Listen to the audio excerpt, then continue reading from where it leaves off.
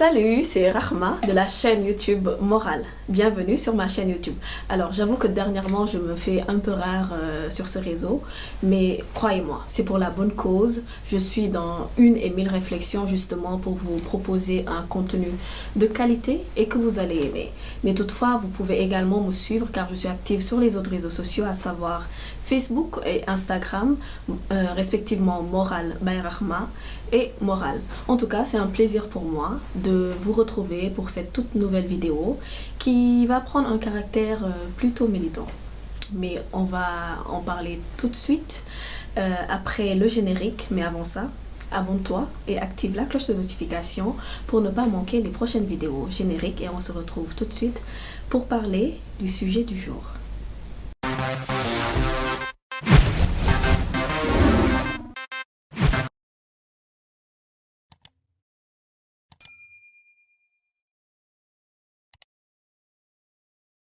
Alors, dites-moi, qu'est-ce que vous voyez ici? La couleur, c'est du rouge, n'est-ce pas?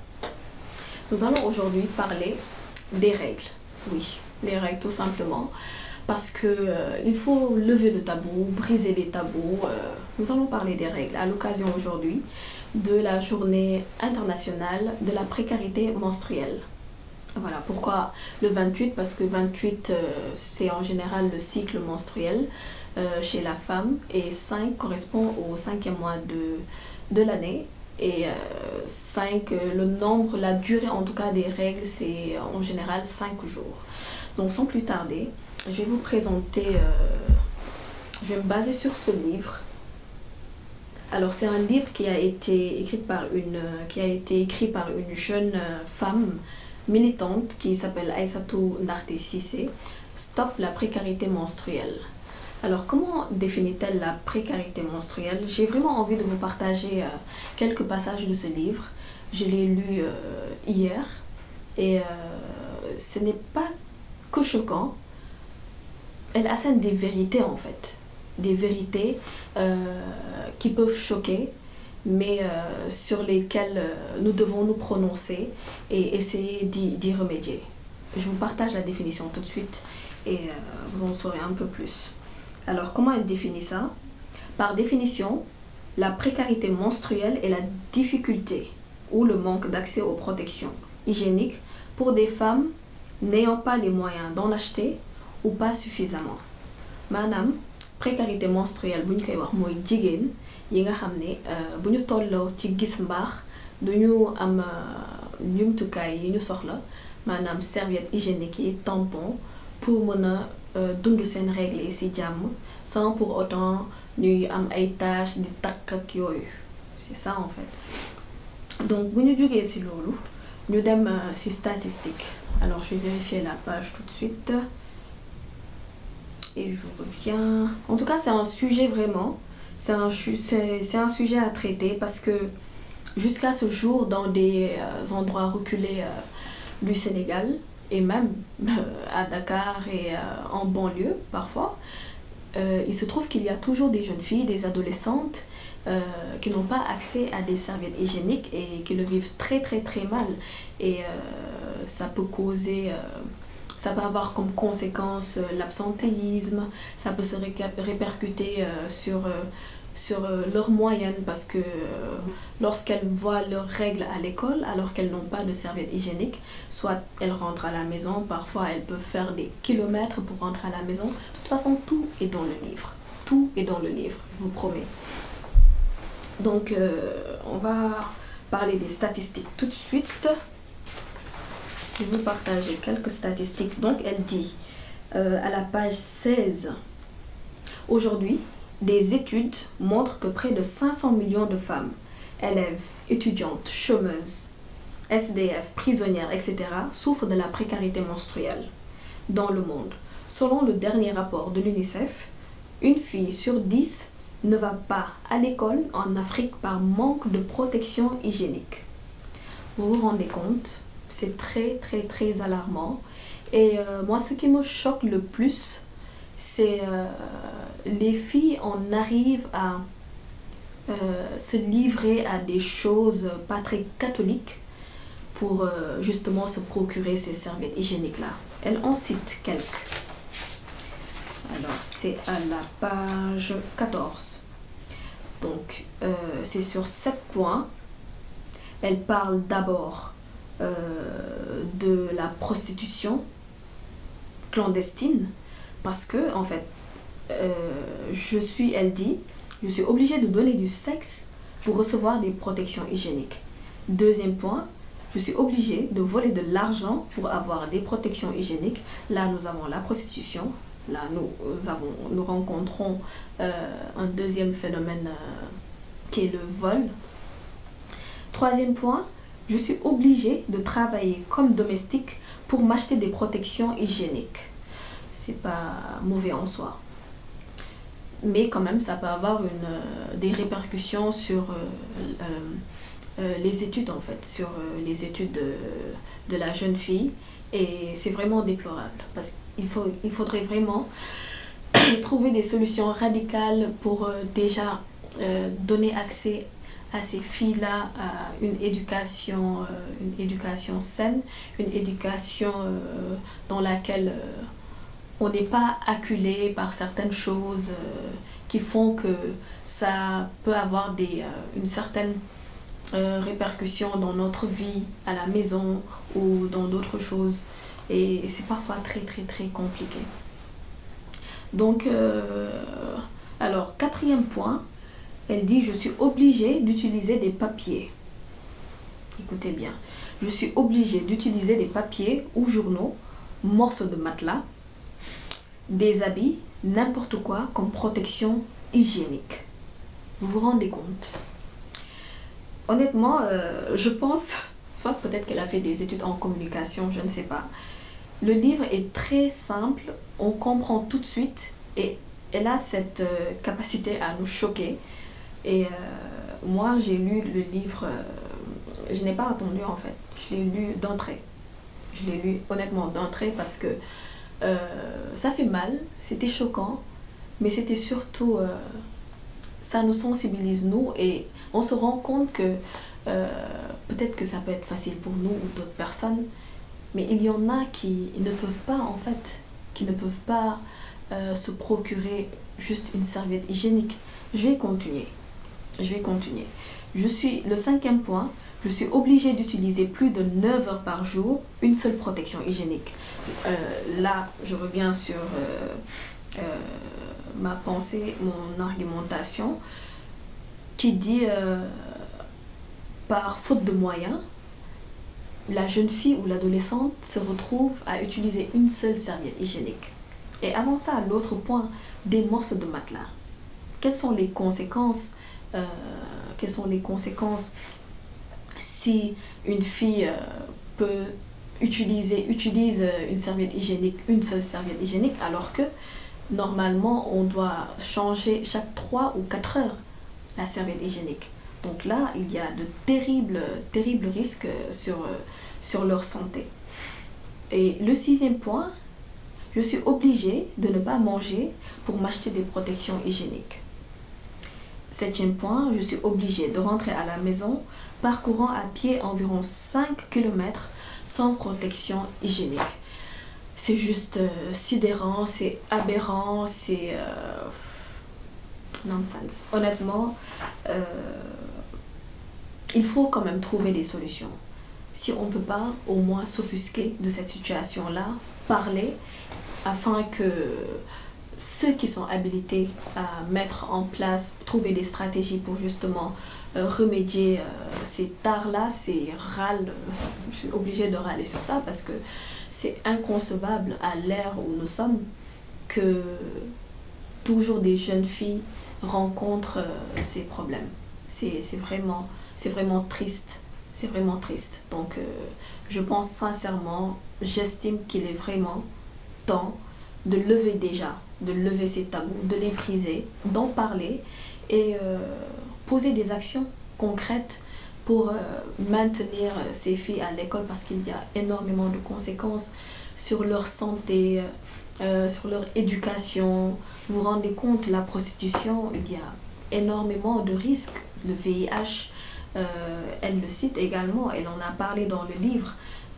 Il y a énormément de risques, énormément de conséquences. que ça peut engendrer. Je ne vais pas vous en dire plus. J'aimerais vraiment que vous lisez ce livre-là parce que vraiment, vous vous rendrez compte que il y a beaucoup de choses sur lesquelles on,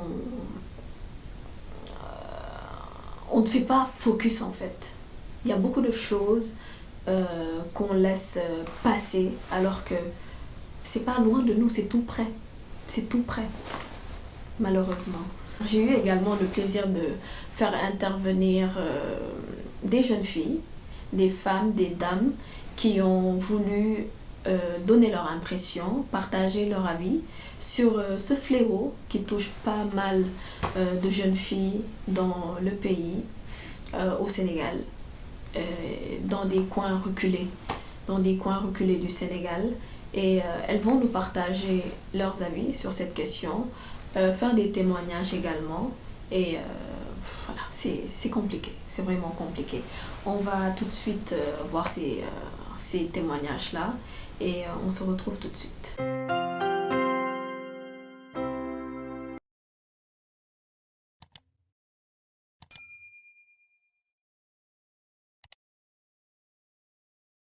Les causes de la précarité menstruelle sont nombreuses, mais pour moi, c'est principalement social et financier. Social parce que certaines zones sont défavorisées et n'ont pas accès aux produits d'hygiène menstruelle. Et aussi, c'est un sujet dont on ne parle pas vraiment.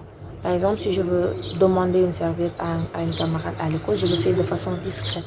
Je viens la voir, je lui dis, tu n'aurais pas une serviette à me donner. Alors que ça ne devrait pas être tabou. Aussi, une serviette, c'est quelque chose qui s'échange souvent, certaines plus fréquemment que d'autres. Et en prenant en compte les prix de certaines marques, ça devient compliqué de maintenir une hygiène en période de règles. Et cela pourrait avoir une conséquence sur la santé physique et psychologique des jeunes filles. Elles peuvent se retrouver avec des infections indésirées et ne pas avoir une personne dans leur environnement immédiat avec qui échanger sur le sujet. Bonjour, je m'appelle Tania Merceron, je suis une Haïtienne, je vis au Sénégal depuis près de 4 ans et je travaille dans le domaine de l'environnement. Tout d'abord, merci à Rama de m'avoir invité à Moral, ça fait plaisir d'être ici pour parler aujourd'hui de la question des serviettes hygiéniques qui sont un besoin vital pour les femmes puisqu'on sait que dès la puberté, les règles reviennent chaque mois et on en a besoin pour être propre et pour rester en santé. Or, le fait que beaucoup de femmes n'ont pas accès à ça, cela les expose à des problèmes de santé plus ou moins graves et aussi elles s'exposent à certaines manœuvres pour pouvoir obtenir les fonds nécessaires pour acheter ces serviettes hygiéniques-là. Moi, je vais plutôt aborder la question d'un point de vue environnemental puisque même quand on a accès à ces serviettes hygiéniques, après l'utilisation, on en utilise normalement plusieurs par jour, on les jette à la poubelle et ensuite, ça se retrouve dans l'environnement et ça met un temps très long pour se dégrader. Or, il existe aujourd'hui des serviettes hygiéniques réutilisables qui non seulement sont un avantage pour les femmes qui ont des difficultés d'accès puisque ces serviettes hygiéniques réutilisables peuvent durer jusqu'à des fois 5 ans, sinon plus. Donc, ça soulage la pression de devoir en acheter régulièrement chaque mois. Et aussi, ça permet à l'environnement d'avoir moins de déchets à traiter. Donc, cela permet de résoudre à la fois un problème environnemental, ou en tout cas de le diminuer, et aussi de faciliter l'accès à certaines femmes. Mais il est nécessaire du coup présentement de devoir démocratiser, si je peux utiliser ce terme-là, du moins en tout cas faciliter l'accès de ces serviettes hygiéniques réutilisables au plus grand nombre, c'est-à-dire de diminuer les coûts et de multiplier les industries qui puissent les produire de manière à ce que le plus grand nombre puisse en avoir accès et de ce fait diminuer la pression de devoir en acheter de manière régulière. Bonjour, je m'appelle Victorine Faye, je travaille dans le domaine de la communication et plus précisément dans la communication digitale. Donc aujourd'hui, le thème dont je vais parler, il s'agit de la précarité menstruelle. Et quand je parle, c'est un thème assez sensible, un thème qui touche un peu la dignité de la femme, de la jeune fille. Donc quand je parle de précarité menstruelle, je pense à toutes ces jeunes filles qui étudient dans les zones reculées, dans les zones qui se trouvent dans les périphéries, au niveau des périphéries des grandes villes du Sénégal.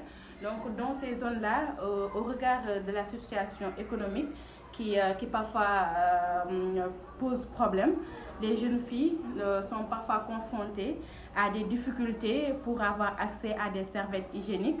Voilà, c'est la raison pour laquelle, durant les périodes des menstrues, ils ne sont pas à l'école, elles ne sont pas du moins à l'école. Voilà, elle est notre graisse parce que durant cette période-là, elles ne sont pas à l'aise, elles ne sont pas à l'aise, elles sont stressées et elles ont honte, je peux dire, devant leurs camarades, devant les autres personnes, parce que elles croient au fait, ou bien elles sont parfois salies à cause des menstrues. Donc pour moi, c'est un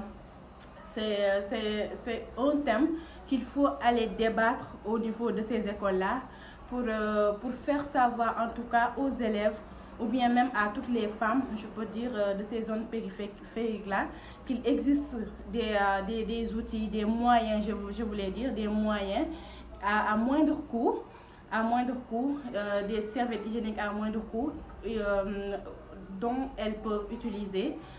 Quand je parle de moindre coût, je pense à l'entreprise API qui fait des serviettes à moindre coût. L'unité à 2000 francs, mais qui est réutilisable.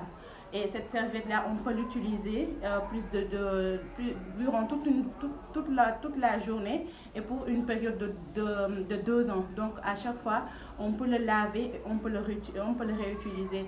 Parfois, on ne peut pas se permettre, dans ces zones-là, on ne peut pas se permettre de remplacer les serviettes hygiéniques 2 à 3 fois durant la journée, mais parce que c'est cher et les élèves n'ont pas souvent cet argent-là pour aller acheter ces serviettes. Et avec API, j'ai vu que c'est un concept qui, durant tout au long de la journée, on peut rester avec la serviette sans pour autant se salir. Donc je crois que c'est une solution que l'État doit bonifier, peut-être implanter dans chaque région éloignée ces types d'entreprises-là, afin d'aider les jeunes, surtout les jeunes filles-là de 12 ans. Parfois, on voit que les jeunes filles de 12 ans, 13 ans, c'est elles maintenant qui voient les règles. C'est elles maintenant qui commencent à voir les règles. Donc, il faut les soutenir avec ce concept-là pour qu'elles puissent, en tout cas, être à l'aise durant la période des menstrues, s'épanouir, aller à l'école et participer à toutes les activités scolaires et extrascolaires même. Donc pour moi aussi, une solution devrait venir de l'État pour inciter à toutes les grandes entreprises et pourquoi pas même les petites entreprises qui se trouvent dans ces zones-là à faire des actions RSE afin qu'elles participent à l'épanouissement de ces jeunes filles-là en offrant peut-être chaque fin du mois des kits de serviettes hygiéniques gratuitement à ces jeunes filles-là. Cela leur permettra d'être à l'aise, d'être épanouies à l'école, d'être épanouies hors de l'école et voilà, de vivre cette période vraiment avec beaucoup de joie et beaucoup de paix. Alors, en cette journée de précarité menstruelle, j'aimerais attirer votre attention à tous. J'aimerais porter ma voix et j'aimerais aussi que vous soyez la voix de ces femmes-là qui souffrent et qui ne sont pas épanouies. J'aimerais que ce combat soit le combat de tous, hommes comme femmes. Car qui dit femme, dit société. Et leur épanouissement doit être notre priorité à tous. Aujourd'hui, des femmes donnent leur corps pour pouvoir s'acheter des protections hygiéniques. Des femmes se sentent obligées de travailler pour pouvoir se procurer des protections hygiéniques. D'autres vont jusqu'à voler. D'autres vont parcourir des kilomètres à pied pour pouvoir vite rentrer chez elles parce qu'elles n'ont pas de protections hygiéniques. Des femmes vont utiliser du papier, des journaux, des morceaux de matelas, des habits. Bref, tout ce qui leur tombe sur la main pour pouvoir se protéger. Est-ce que vous trouvez normal qu'en 2023, toujours dans certains endroits du monde, que les femmes soient obligées de faire toutes ces choses pour pouvoir juste se protéger? En tout cas, merci pour ces interventions, les filles. Merci vraiment pour vos belles interventions, vos belles contributions. J'espère qu'elles ne vont pas rentrer dans l'oreille d'un sourd, quoi. Inch'Allah. Et j'alerte vraiment, je lance un appel. Il est temps de lever le tabou, de briser ces tabous-là par rapport aux règles, par rapport aux menstrues et aider celles qui en ont besoin vraiment au niveau des écoles, aller dans les villages. On n'a pas besoin d'avoir une association ou d'attendre le gouvernement pour régler certains problèmes. En tout cas, merci de m'avoir suivi. Merci de nous avoir suivis. J'ai donné la parole aux femmes aujourd'hui pour se prononcer sur ce sujet très, très, très alarmant. Et il est temps de trouver des solutions, de les appliquer. Merci de nous avoir suivis. Merci, c'était Rahma. C'était Morale. Abonne-toi, active la cloche de notification. Je ne vais pas terminer sans vous présenter ma belle tenue. Alors, à la fin de la vidéo, vous verrez quelques photos. Je vais me mettre debout. Cette belle tenue a été confectionnée par Moussoya. Alors, c'est la marque Moussoya. J'espère que vous voyez bien. Alors, elle est sur Instagram. Je vais mettre son numéro tout de suite ou je vous partage ça en même temps. Laissez-moi juste vérifier. Alors, elle est joignable au 78 161 12 52. Saran Moussoya. Vous pouvez aller sur Instagram et vous verrez toutes les tenues, les belles tenues qui magnifient la femme avec cette touche africaine. Sont des tenues très confortables déjà et pas très extravagantes. Ce ne sont pas des tenues extravagantes, vraiment de belles tenues qui mettent en valeur la femme africaine. Et toutes les femmes peuvent s'y rendre. Et on se donne rendez-vous très très très bientôt pour une autre vidéo, une interview, un vlog, vous verrez. Sinon, n'hésite pas, toi aussi, à me dire dans les commentaires quel est ton avis sur la précarité menstruelle. Si tu veux également que j'aborde d'autres thématiques, tu peux mentionner ça dans les commentaires et je verrai comment réaliser ça, Inch'Allah. Morale, des mots et des sens pour des morales. À bientôt.